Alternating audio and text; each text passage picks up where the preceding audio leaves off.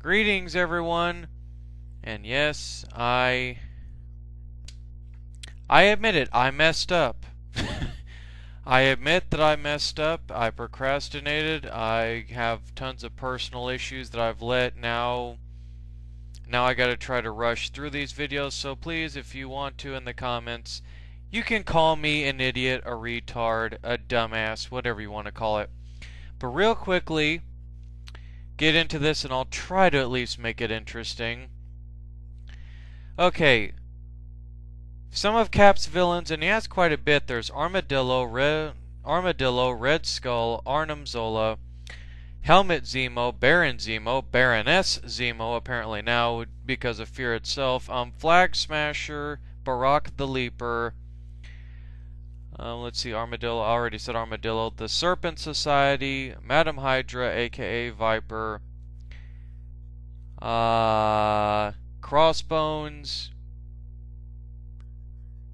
and if I remember correctly, Crossbones, Iron Cross, I already said Arnim Zola, Hydra, and just those are just the ones that I need to name off the top of my head.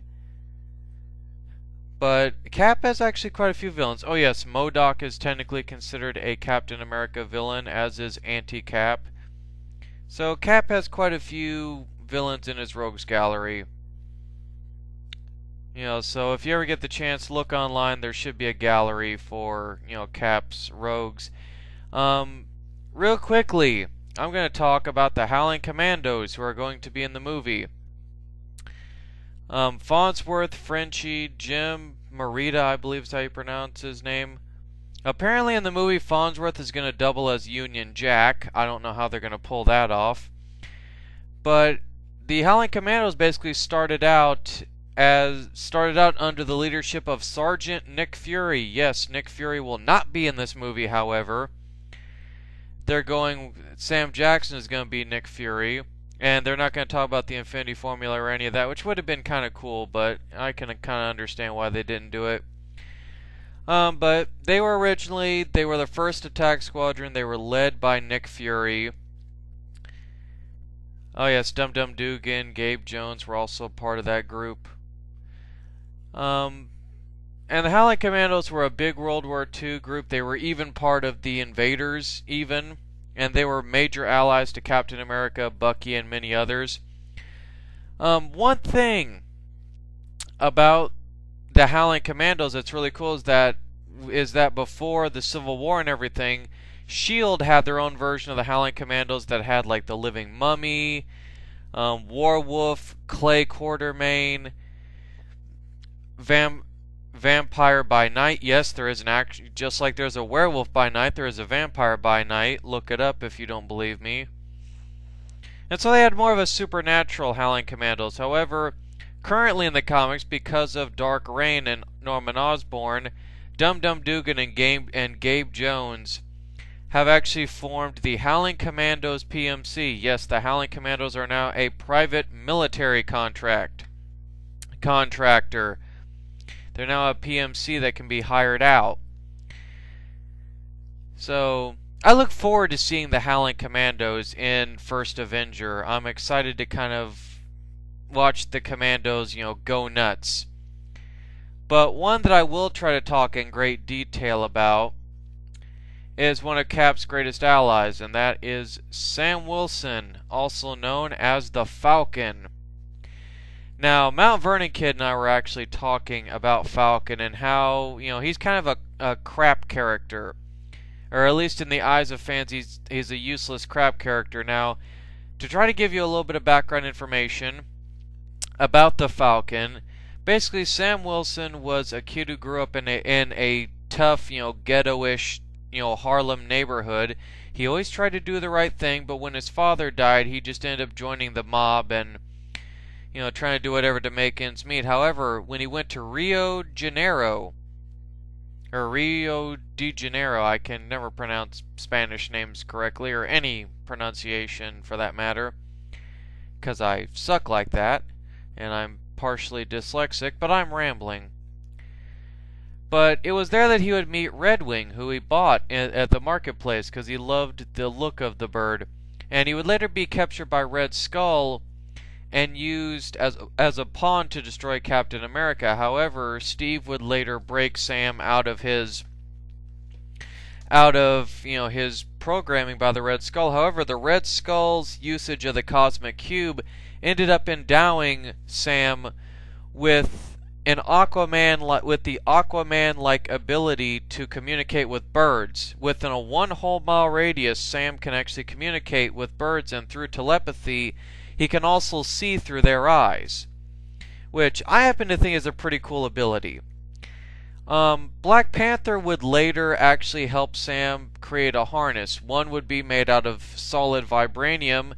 However, his current harness, he has hard light wings, which I think is kind of cool. And because of his training with Steve Rogers, he is now a master hand-to-hand combatist or martial artist, and he's been able to take on the likes of Red Skull now.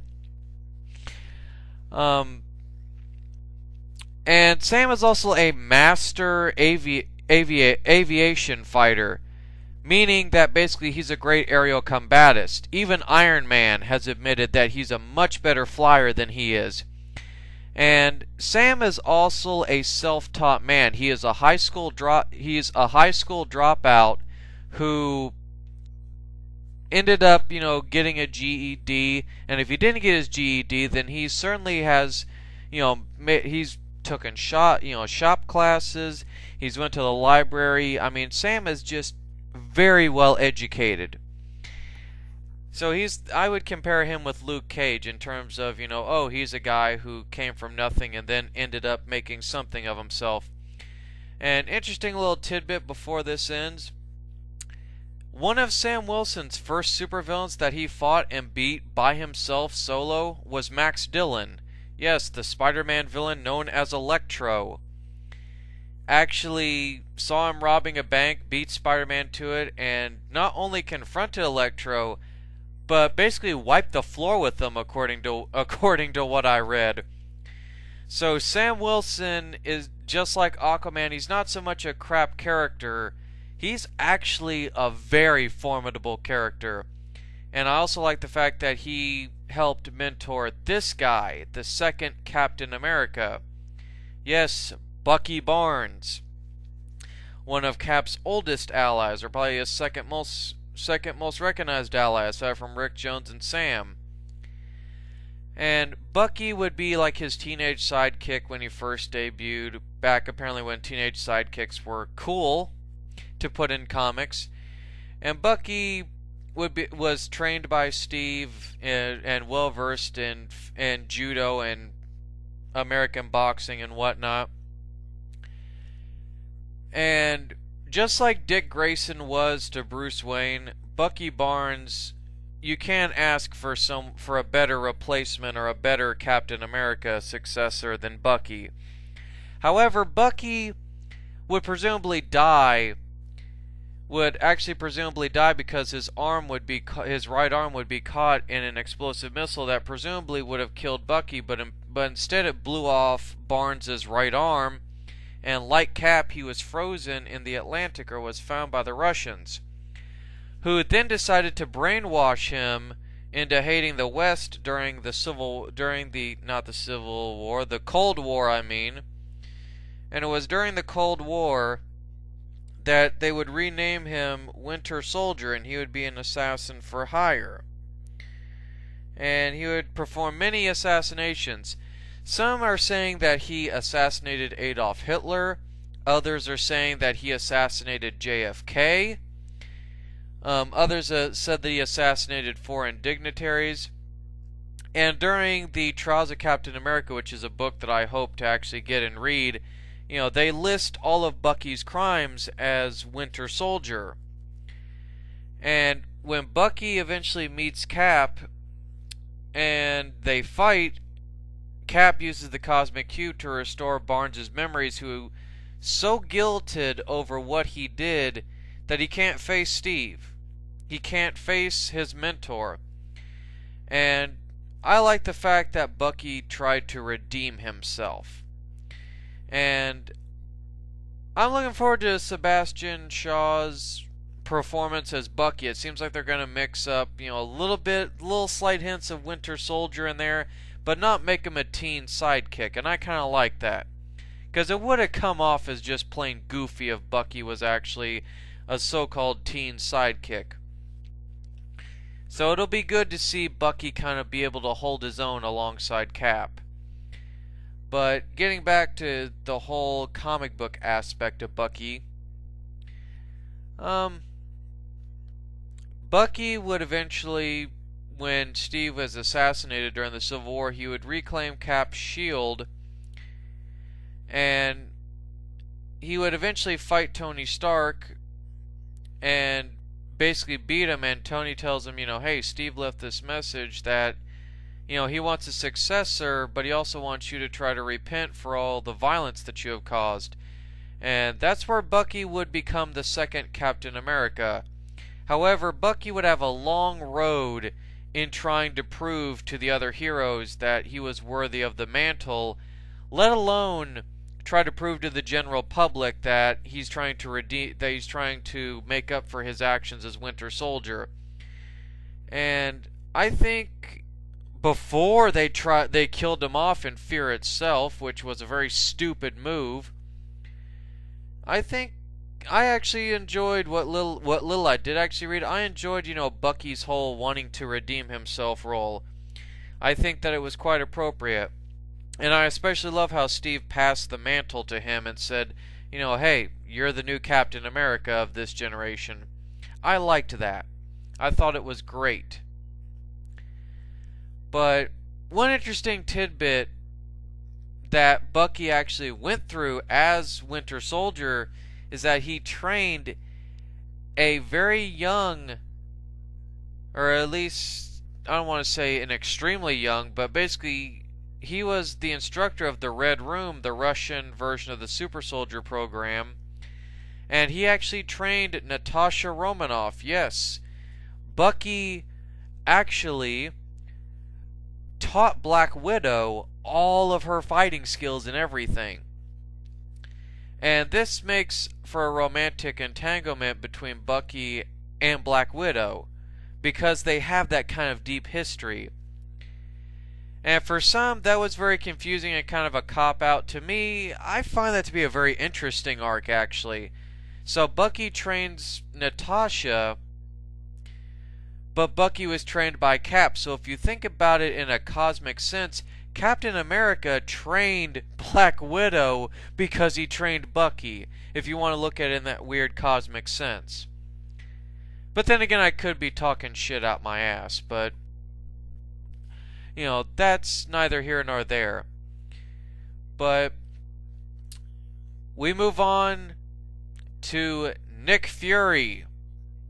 Yes, one of Cap's many great allies, and I look forward to seeing how they're going to try to interpretize this in the Avengers. If at all. Oh, excuse me.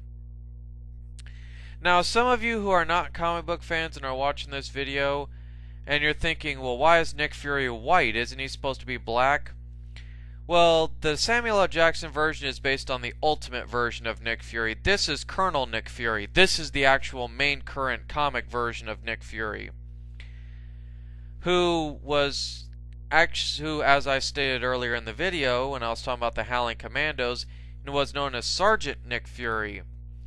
And Nick Fury would eventually, he would be injured. He would fight Baron von Strucker, who would later become one of his big arch nemesis. Fury would initiate the Civil War with Latveria. He would eventually find out the shocking truth that S.H.I.E.L.D. was actually an extension of Hydra, and that everything that he did was a lie. I mean, Nick Fury just cannot get a break in the comic book universe. And the cosmetic eye patch that Fury wears is actually because he took a grenade to the face. Now you're asking yourselves, well, what the hell does that mean? Basically, Fury had a grenade was thrown. Fury got caught in the back blast, And because of that blast, it would cause a deterioration in Fury's eye. And they say that Fury is actually 80 to 90, possibly close to 100% blind in his eye, so he has to wear this eye patch to kind of show that, yeah, he's basically can't see out of that eye in particular. And also, Fury would be gravely injured and he would need something called the Infinity Formula. And this was a double-edged sword because it would give him retarded aging, but he would see all his friends grow old and die about him. And also, the one woman that he loved died in his arms before he could propose to her. So, Nick Fury was actually the eldest of 3 children growing up in Hell's Kitchen. And his mother died when he was real young, if not during childbirth. His father, Jack Fury, was actually a famous, fighter pilot or airplane pilot for the British forces in World War I. And Fury would try to take up his father's footsteps, and it wasn't until he joined the war in World War II that he heard about how valorous and brave his father was. And Nick Fury has many different trainings, actually. He's trained to be a paratrooper, a demolitions expert, a vehicle expert. He's a crack shot marksman, and from sparring with Cap, he's a formidable hand-to-hand combatist. Nick Fury is basically He's basically James Bond on steroids. That's the best way to describe him. He is like the ultimate super spy in the Marvel Universe. It's how they basically try to set up Fury to be. And one of the things that Fury did that comes in handy, at least I think, is that he used to be a plane walker. He used to do Daredevil. He used to, in air shows as a Daredevil stunt, actually do like a tightrope-esque walk show on like the wings of airplanes. Imagine how handy that'll come in. That'll come in when he's got like basically on a fighter jet walking across the wing towards you.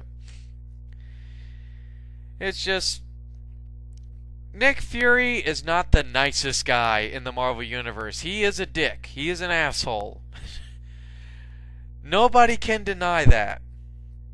But Fury is a great staple for the Marvel Universe, because if there is one dangerous individual in the Marvel Universe other than Captain America and Tony Stark and such, it's Nick Fury, because Nick Fury has information on every single agency, every single superhero team, every single hero, period.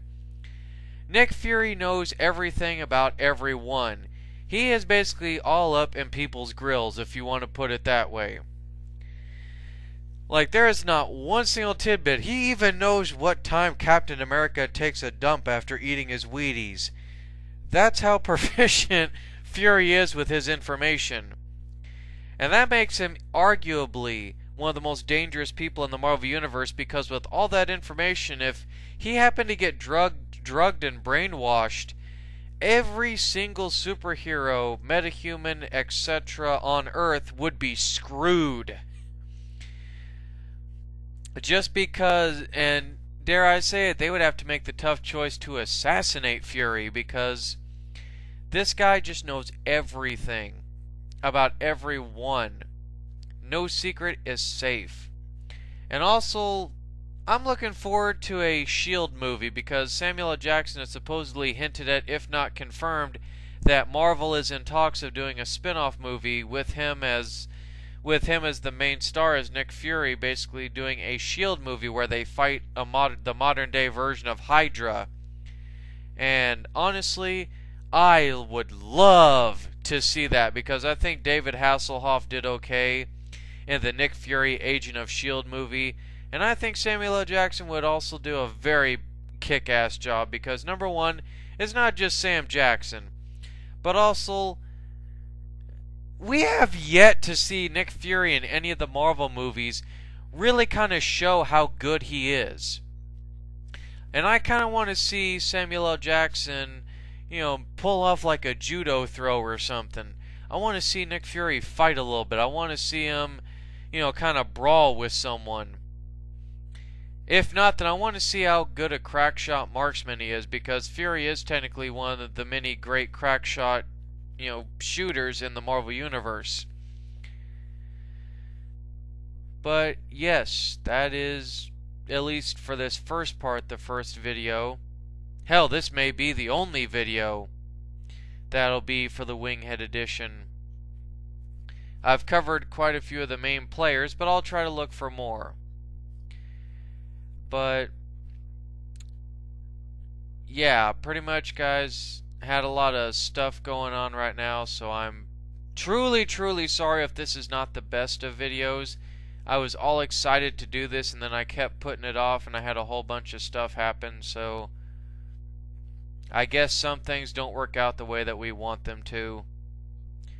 But hopefully through my really rapid, all over the place, ramblings, that you guys at least enjoyed this video.